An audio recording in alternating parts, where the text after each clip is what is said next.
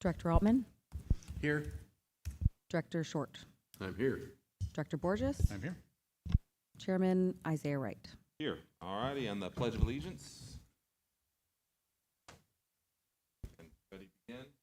I pledge allegiance to the flag of the United States of America, to the republic for which it stands, one nation, under God, indivisible, liberty and justice for all. All righty. I will open up for public comment at this time. Seeing none, I will bring us to the consent calendar. We have meeting minutes for March 24th, 2025, resolution number 2024-2508, and approve release of electric vehicle charging management system request for information. Move to approve consent Second that. calendar. All right. Is there any public comment? Seeing none, please call the vote. Director Short, Yes. Director Borges, Yes. Director Altman, Yes. Chairman Wright. Yes. All righty. Item number 4, discussion and approval of resolution 2024-25-09 adopting RCTA travel policy.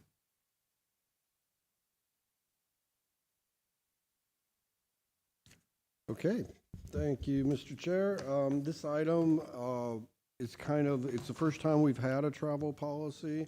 Kind of the drive behind it is when our agency started, we have a unique model where the management team of the agency is a contractor, which is myself and my support team. But we're not like regular consultants where we have other clients and this not. So I think the travel thing to like professional development and conferences to stay networked maybe was an afterthought or wasn't really thought out when the model was contemplated.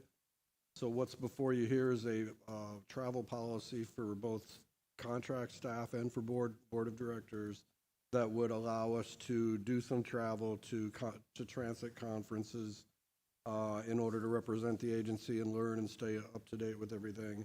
And so the policy is the first item. Then it's the attachments in your packet, and then we follow up if this is approved. We included some funding for next fiscal year to, I believe, like $1,500 to cover a couple of trips each year for our staff. And I wanted to, if the directors are interested, we can add to that for if any directors want to come to.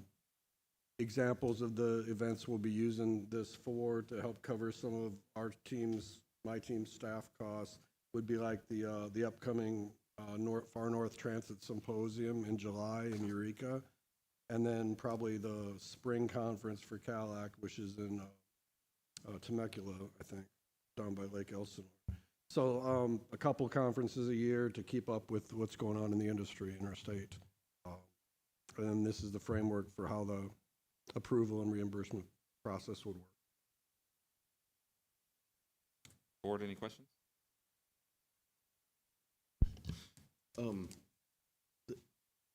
Joe, I couldn't find your contract, so I apologize for my not being as prepared as I should be for this question. As an independent contractor, as it is now, there's nothing in your contract that will provide for travel? No, it's really vague. So yeah, there's no reimbursement mechanism for any travel other than what I used to get here for our meeting. I was just kind of thinking as a contractor that you would be, I don't know, I guess I would assume that you'd be paying for your own transportation to attend conferences that would enhance your industry related expertise.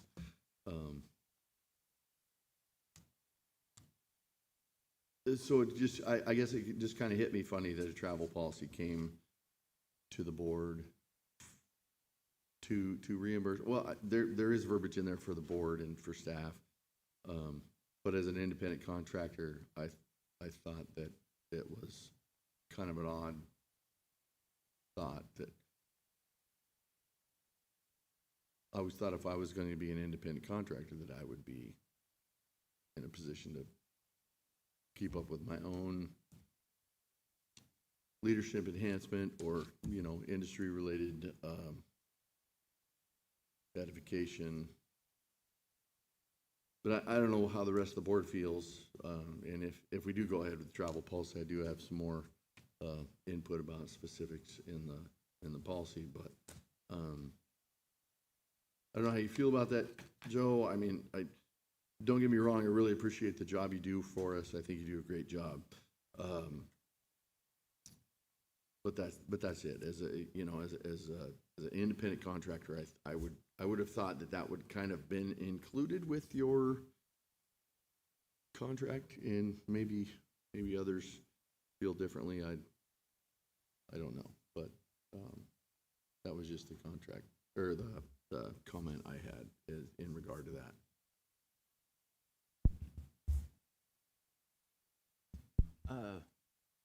When I was a consultant back in the day, travel was part of my reimbursables. That was part of my contract.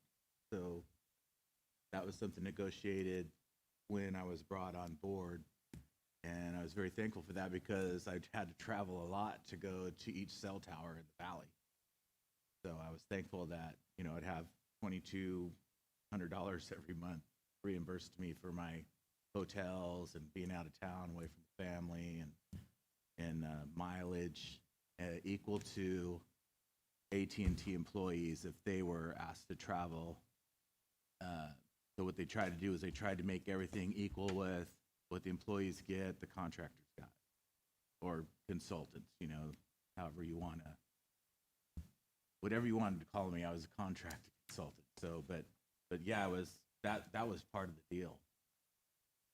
I got my my set salary, and then I got my reimbursement. So that included stuff like office equipment, you know, anything I needed for my home office.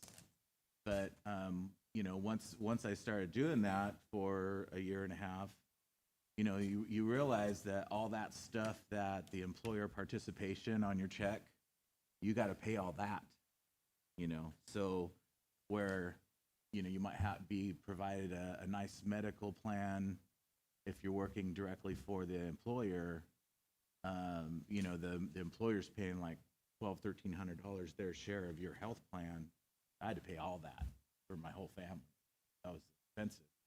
You had a lot of overhead. You're paying all your own taxes, SDI, that big long list of deductions. You got to keep up with all that. So I really didn't make as much money as I thought I was going to rake in because of that fact. But yeah, if I didn't have that expense reimbursement, I would have been trying to look into getting out of a lot of the travel and staying at home and working, you know.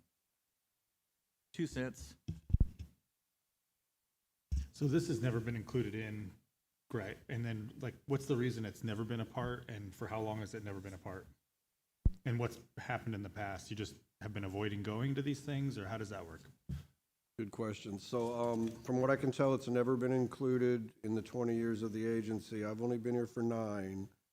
So the first 11, I think because my predecessor had other clients, so he probably, like more of a traditional consultant with multiple clients, he probably would paid it out of his own pocket and then, you know, spread the overhead across his other contract. But for here, with the billing rates that we have to submit at in order to provide you enough hours for this transit agency at a rate that it can be afforded, there's not a lot of overhead at $80 an hour. I mean, you look at the consultant rates that are going now, we're very a fraction of market rate for this deal, and that's fine because we know the agency can only afford what it can afford. But yeah, so I just don't travel much. For example, I probably won't go to the far north thing if I can't get reimbursed because it's a lot of expense, and it doesn't coincide with the board meeting, so I can't find a way to piggyback it on this trip in the middle of the month. So And yeah, that's kind of, With this, you're looking at, I think I saw it was two trips a year potentially, and I didn't see the numbers yet, maybe we haven't got there yet, but what's the numbers dollar-wise that you're potentially? I placed in the budget, I believe it was 1,200 or 1,500, let me look that up. But we can pull that back out if the item's not approved, obviously. That $1,200 to $1,500 per year Yeah, to cover possibly two trips? yeah, correct. Okay, and then where did we pull that from? Where did you short to? We just took it out of the overall budget, so, you know, we still show you guys a budget that projects to build the reserves by nearly 300 grand this year, so it's still about pretty balanced budget.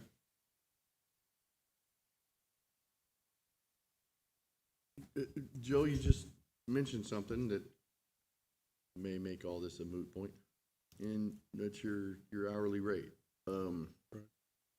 And that it's a fraction of what the rest of the industry sees. Is that just trying to make the conversation complete? Is that something we should be considering here? What's hourly rate for other contractors? Should we be taking that into consideration? I just don't want to miss anything here, Joe. Maybe it would be fair if we took into consideration your hourly rate and that it was, like you say, fractions of what other contractors are getting. I just want to be totally open in the conversation, and I want to know your thoughts on it. Yeah, I think it directly relates to the rate that we proposed a rate based on how much the agency's been affording, and we, you know, kind of creeping it up and keeping it under CPI.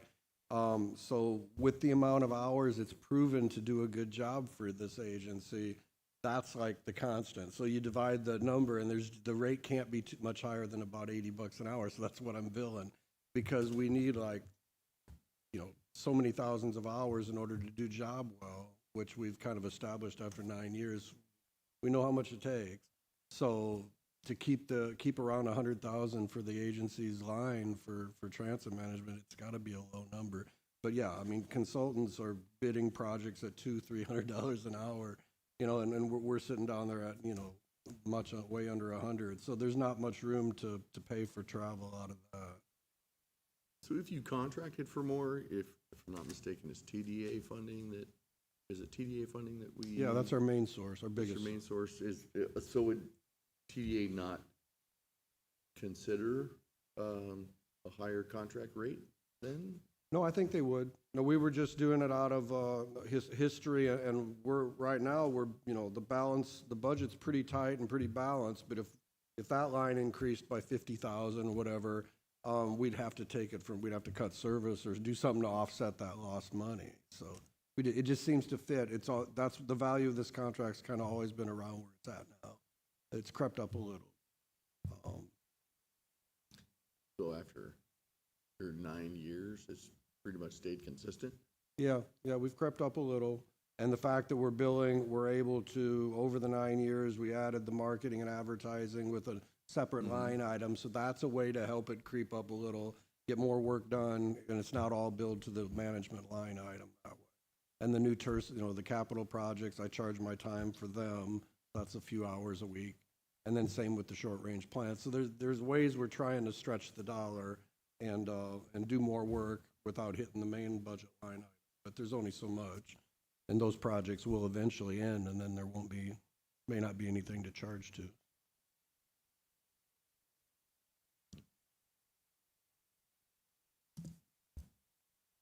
Alrighty. Board, if there's nothing else, I'll take public comment. Seeing no public comment, though, I'll bring it back to the board for a motion.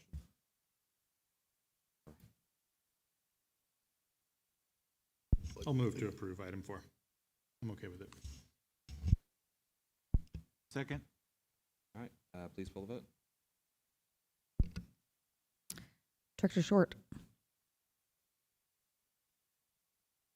Yeah, yes. Director Altman. Yes. Director Borges. Yes. Chairman Wright. Yes. All righty. Item number 5, closed session, public employee performance evaluation pursuant to Government Code Section 54957B. Position, Executive Director. Catherine, you're up with the closed session item. Yeah, well, for the closed session, we would need everybody else to leave other than you, Joe, and me and the board.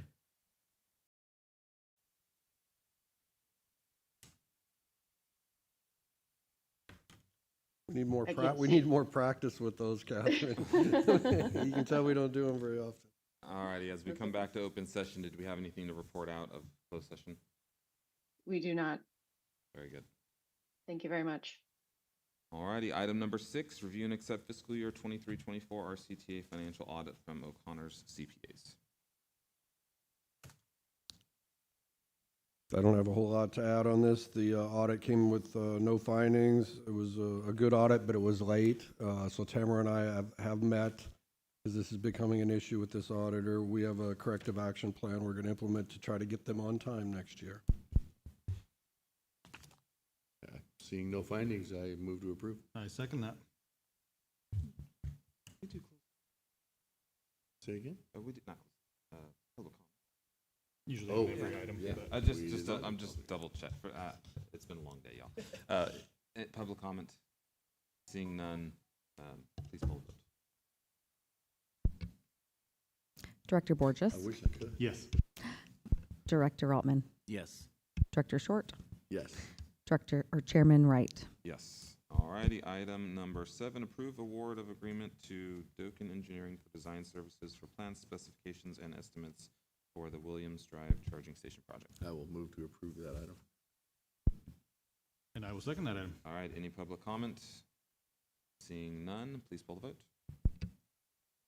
Director Altman. Yes. Director Short. Yes. Director Borges. Yes. Chairman Wright. Yes. Item number 8, approve award of agreement to North Point Consulting for services for project approvals and environmental document services for the Downtown Transit Center project.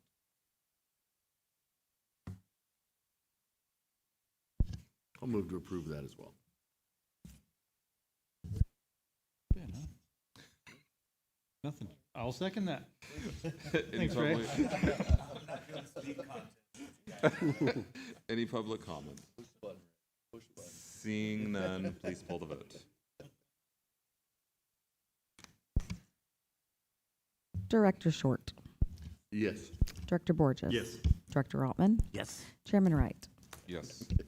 All righty, item number 9, receive presentation on fiscal year 21-22 through 23-24 triennial performance audit.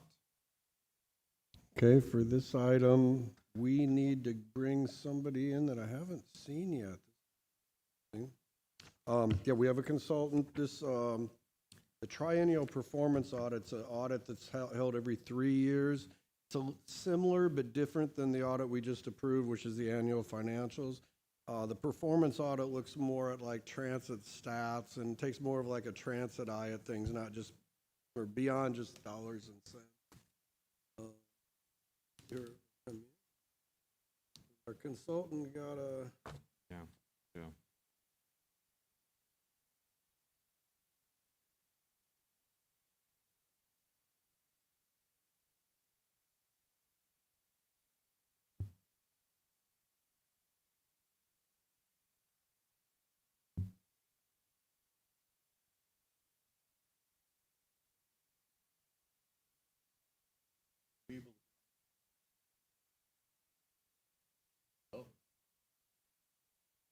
well, I'm going to go ahead and, because we are crunched for time tonight, I'm going to go ahead and kind of do the audit for her, and if Kathy comes on from Moore and Associates, back to where I paused at. So this is the second, this year is the first of 2 triennial performance audits that DNLTC contracted with Moore and Associates for.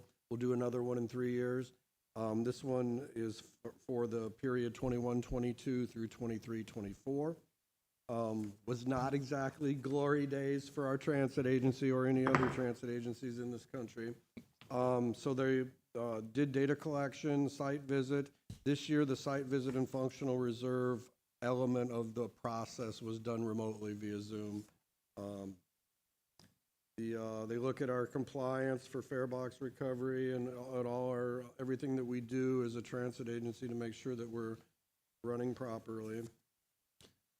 The findings are, there are 3 findings, one of which we already touched on, previewed earlier.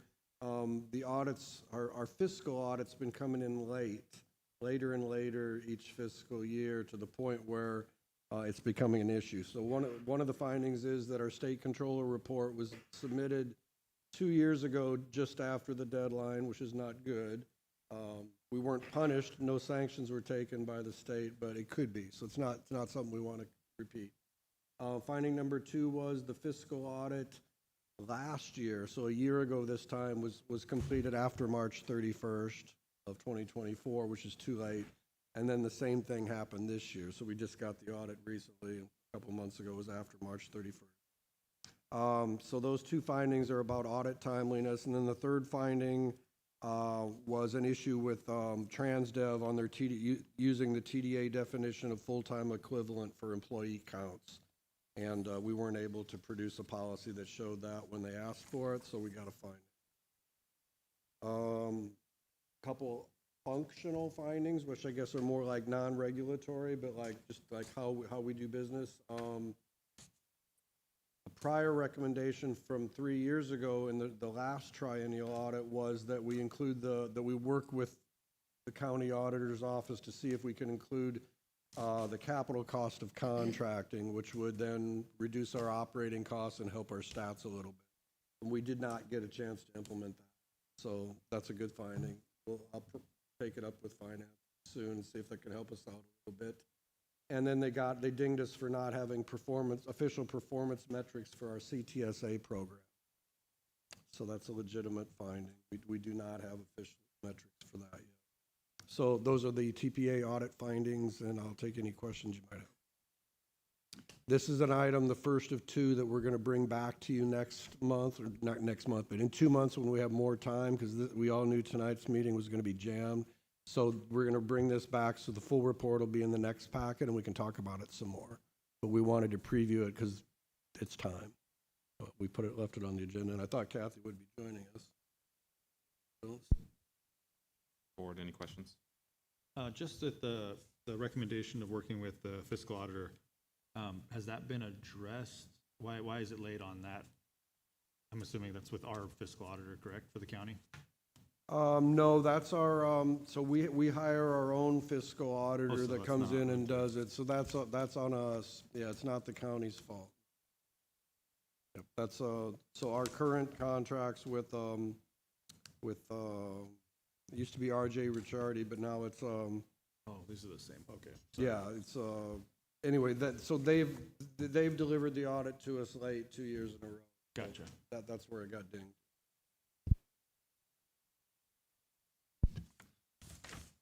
You don't mind? Yeah, go ahead. Thank you.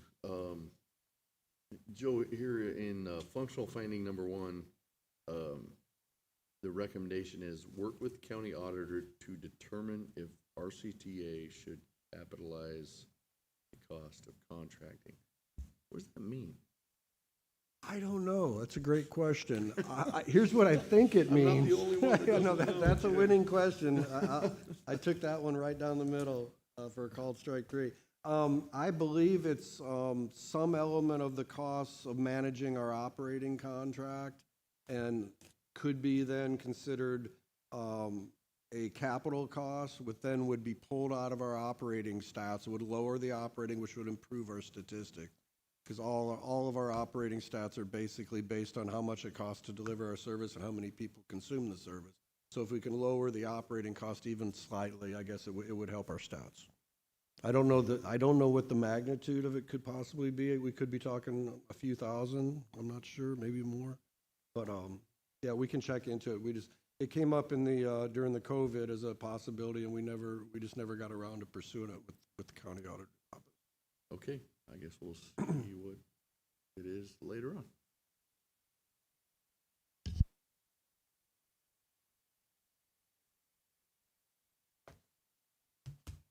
Alrighty.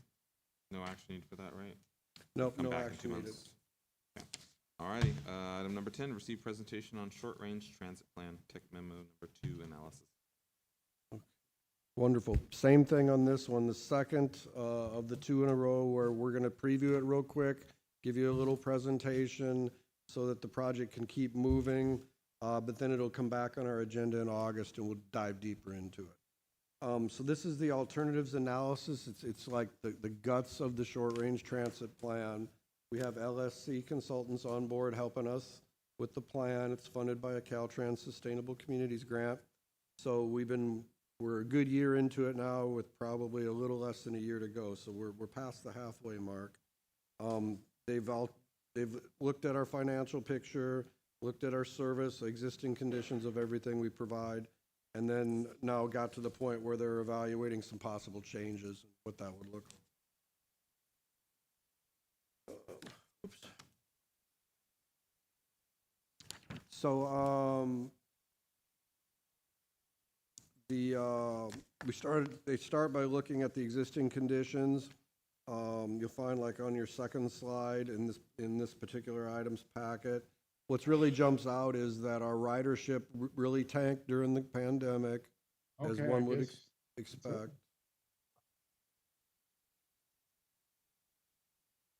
And then has been recovering slowly, but not completely since then. So like we're up to just under 77,000 rides last year on the fixed route. Dollar ride's been pretty steady throughout the whole storm, pre-pandemic, during the pandemic, coming back out of it. It's been pretty slow. But what has changed significantly during that time is our cost per hour. So our costs of doing business have went way up while the ridership has dropped down and then recovered slowly. There's a map that shows the local routes here in Crescent City. They talk about we did an onboard survey and as well as an email-based distribution survey to find out what people want, they feel lacking in the current service or would like to see, what they like about the service, what they don't. Value for fare was rated as the highest, and hours of operation and bus stop amenities as the lowest as far as customer satisfaction. Most of our passengers have very limited resources and ride the system frequently as their main transportation to get around. Most of the riders are Del Norte residents. Knowledge of some of our special services is not widespread. Then we looked at some route changes, like what could we do with our route system if we were able to add additional hours, and then also there's a separate section of what we need to do if we need to reduce hours. So they look at some scenarios. I've worked with them closely, kind of on what's realistic, what's implementable, and what isn't. They look at some minor service expansions, like a little bit more evening service. We look at Sundays because we are part of a group that's actively seeking funding for the North State Express, and everyone wants the North State Express to be a 7-day-a-week service. Because when Greyhound was operating in the corridor, Sunday was like one of their best and most productive days. And then when that went away, we being the transit operators along the corridor here in the north have jumped in to fill that void, but what we don't do is run on Sundays. So that void exists still. So we looked at, well, if we got that, would we want to offer any local services to support the Route 20 on Sundays? That's one of the things that was analyzed. Increasing some Saturday hours, increasing some early evening hours was analyzed. And then we dived into the Route 20, which is part of the North State Express. So we dove into the 20. One of the changes we made on the fly, it's been in the queue. I've wanted to do it for a long time, but then when we had the issue at La Jolla a month or two ago this spring, not at La Jolla, but where we had to relocate our meet with Curry Transit from Lucky 7 down to La Jolla. That was an opportunity for us because it gave us some extra running time. So we were able to start serving Walmart, which has long been requested. So that was good. That was kind of a silver lining on that cloud. So that's been implemented, but the other three on that slide have not. So there's a possible, what if we had a morning commute trip coming up from Klamath northbound to Crescent City in the morning, like we had many years ago before the Yurok Tribal Transit Service had come along. They look at our current summer schedule offers 3 round trips to Eureka all year, and it's very usable, very popular, even though the stats don't really show it out because it's such a long route. But for those that use it, they appreciate the summer schedule. So one thing would be, what would it cost to extend that through the whole year? It'd be very doable if we could get an increased, outside support for the service for sure. And then running the Route 20 on Sundays is one of the potential increases. And I would say both of these last ones they're there if we can get some outside funding to help the route more, because we're already overmatching. We get $300,000 a year to run the 20 now, and it costs over double that. So we are shopping with around the state and with Caltrans, trying to get additional funding for the routes up here. And if we're successful, then that would directly lead to some of those Route 20 improvements. Then I'll wrap up with the financial outlook. It's generally pretty good, but you see in the out years, if things continue to go in the direction they're going, once our CARES money runs out, we're going to be operating at a deficit. So that's pretty much it. I'll take any questions on that. I know we got a lot to get covered tonight. Board questions? Alrighty.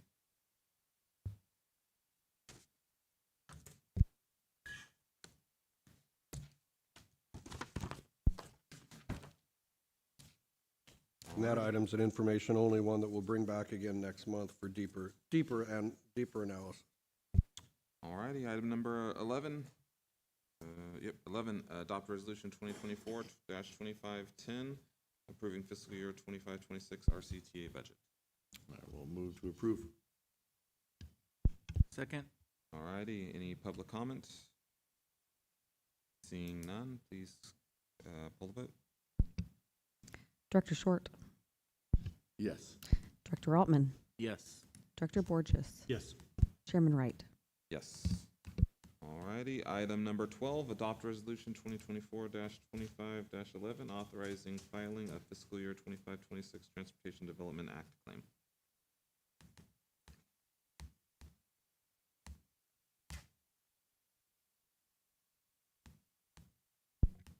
Anyone have any questions on this item? It goes along with the budget. It's our annual claim where we claim our TDA and STA funds. I will move we approve this one as well. I would second that. Alrighty, got a motion and a second. Do we have any public comments? Seeing none, please pull the vote. Director Borges, Yes. Director Short, Yes. Director Altman, Yes. Chairman Wright. Yes. Hey, I've had people literally come and do some public comments, just double checking. I mean, real obviously there's nobody in the building, so really. You're doing a great job. I know. Keep telling myself that. Item number 13, Executive Director and TransDev General Manager oral reports. Doing great.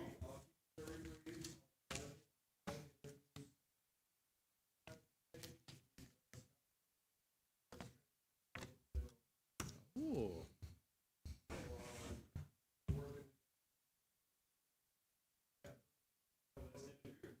Yeah. Can you turn that on? Go ahead. It is on. Oh, there. Good evening, gentlemen. Briefly, regarding from an operational standpoint, we've been, a lot of the retro pay that a lot of the drivers were worried about, all been taken care of. And that was completed within the second week I came on board. Once I found out some of the things that need to take place, we, as a group, I'm not claiming I'm just as good as everybody else, so I just make sure that we got the people in place and got things handled. the operations and safety manager position that we promoted Aileen to is now in place, and she subsequently will get retro pay as well. She has been very instrumental in getting me up to speed, being new at the position, along with the help of Joe. So, not much. It says if you have any questions about me. What brought you here? Or where'd you come from, I guess? Are you from here? I've known of Crescent City ever since I was about 6 years old. My grandfather and my parents used to come up here and camp. It was either here or Bodega Bay, between the two towns, every summer. And so I know of this area very well. I've been here ever since I was old enough to ride a bicycle and young enough to still get in trouble.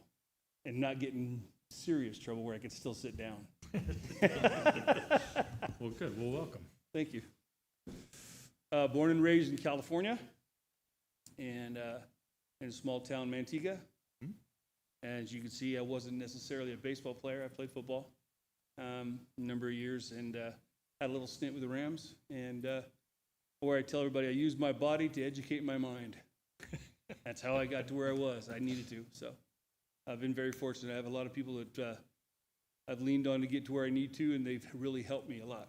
And so I pay it forward with all the staff and as much as I possibly can. That's about me. Well, thank you. Appreciate it. Any other questions, you can always reach me at the office. And as soon as I get cards, I'll make sure everybody gets some.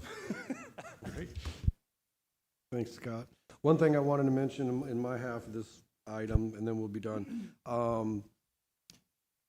Next, when we meet, we won't meet in July, if that's okay with the board. But our August meeting, we'll have a more manageable agenda with a couple of these carryover items. We'll come back for more discussion. But then we also, by that time, we should have an item that we're working on with the healthcare district.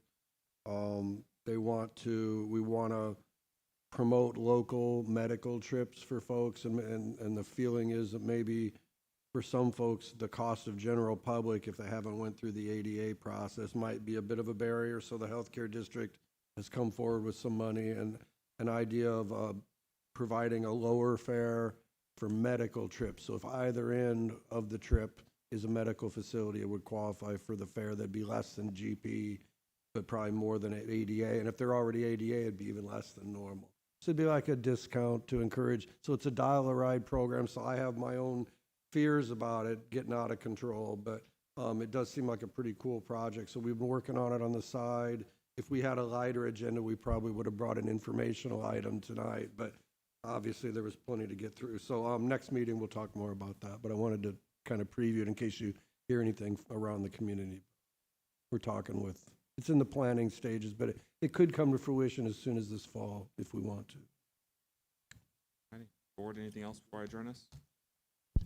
I do have something with the travel policy. And I apologize, we got into the, I guess, stressful part of the conversation, and I forgot that there's a couple of things that I wanted to go over. On page 19 under 2E, it says that transportation to restaurants are not reimbursable. I don't think that's reasonable. If you're going to a conference, it's a couple days long, why would an Uber to dinner not be reimbursable? So there's that. On page 20, it says that Airbnb or a VRBO is not reimbursable. Often when I go to Sacramento, I get an Airbnb in the middle of Sacramento, and it's cheaper than the stinking hotel that's there. So I think we should reconsider that. And on page 20, item 4 says that receipts shall be provided, but meals will be reimbursed at the GSA rates. We don't currently have to provide receipts. We just get reimbursed at the rates, and it's like a per diem kind of thing. So in order to change those items, I would make a motion to reconsider the travel policy. So to do this correctly, I have to ask for I need to make a motion to reconsider. We have to make that motion to bring it back to the board and then talk about the same item again. So I'm going to make that motion to reconsider if you guys would consider that. Oh, I second that. Alrighty, so then, any public comment on that? Seeing none, please pull the vote. Director Altman. Yes. Director Borges. Yes. Director Short. Yes. Chairman Wright. Yes. Alrighty. Okay, so, again, on page 19, under 2E, it says that transportation to restaurants is not reimbursable. I think that needs to be stricken from the policy. This is, page 20 of our agenda. This is like page 4 or 5 of the actual item. I can look that up for you. Is it B3, Um, the Airbnb section? B3, yes, yes. B3 is the Airbnb and vacation rentals by owner, VRBO, and other lodging alternatives. It says when traveling for RCTA business, renting homes directly or through sites like Airbnb or VRBO is not reimbursable or permitted unless there is no other lodging available within a 50-mile radius of the training or meeting location and pre-approval is obtained. I think we need to either strike or reword that to allow VRBOs or Airbnbs if it is as much or less than hotel I accommodations. mean, it in should the be area. approved just the dollar amount, right? And then if you get an Airbnb and it's more, it's on you? Or is it not worded that way? Isn't there a certain rate for certain areas of I California? thought that was a standard. Or Can we just redo that for the like county? match the government rate, or We did. I think we just I forget kind how of went over that- that. either that or like a 3-bid type thing, so get a quote from 2 other hotels in the same area that Wasn't there a Airbnb- Caltrans standard that we just did or That something was, along those that was lines? for Transportation Commission policy. We had to go with Caltrans, but the county has its own where we have an upper limit at the county, and I think it's $290 a night or something like that. But often in downtown Sacramento, all the hotels are booked. So I don't know how best to proceed other than to say just strike out the not allowed part for Airbnb. just do away with 3 altogether. I mean, if you just go Although up to it needs B, a it dollar says, rate it though, says right? reasonable cost of lodging. So So that would cover lodging. Period. I feel like you're not gonna be going to the Ritz-Carlton and spending $1,000 a night on a room, Right. but to get reimbursed So we should just strike 3 altogether. for it, I would say. I think that's reasonable because it aligns with the housing rates. I mean, for the standard hotel, it has the GSA Gov reimbursable rate. And if an Airbnb is the same, then it shouldn't matter. I agree. So, as part of my motion, I will say that we will strike 3 altogether, but we're gonna go on and say more, just for your note taking. Okay. The next one down was, so we got 2E, and it said transportations to restaurants are not reimbursable. I want to strike that. We already agreed to that. We talked about Airbnbs. And then, page 20, item 4. That the meals and incidentals? So, yes, this is on page 5 of the item.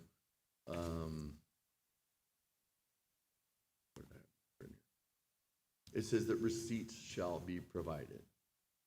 But the meals are gonna be reimbursed at GSA rates anyway, so,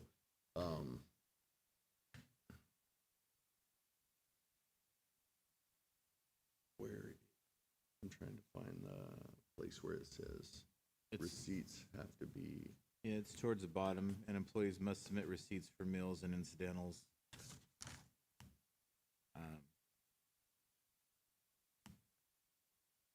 Yeah, that would be kind of. is that under 4? Yeah, it's under 4. It's under 4 towards the bottom. Yeah. Right Oh, before no meal allowed. For meals that are Must submit included. receipts for meals and incidentals. no meal allowance will be provided for meals that are included in a conference, seminar, or training package. So probably need to just strike that whole bottom part, right? Yeah, okay, thank you. I think that's a overburdensome. We're gonna reimburse at the GSA rate anyway. Is that a question to be, is that I- something the auditor was gonna require, though? Because we don't have to on our travel for the county as well. We get so much for breakfast, so much for lunch, so much for True. dinner. And yes, And you just get reimbursed that. If you want to spend more than that for dinner, guess what? You get to pay the extra. right. Um, And even state of California, you don't need receipts for meals, yep. as they don't provide enough They don't. funds for a meal. Right, right. But to put in that claim and have the receipts and, I mean, for parking, if I have to use parking, I have to provide a receipt because that's outside of the like per diem things. But keeping track of receipts for meals when you're going to be reimbursed at a certain rate anyway seems absolutely.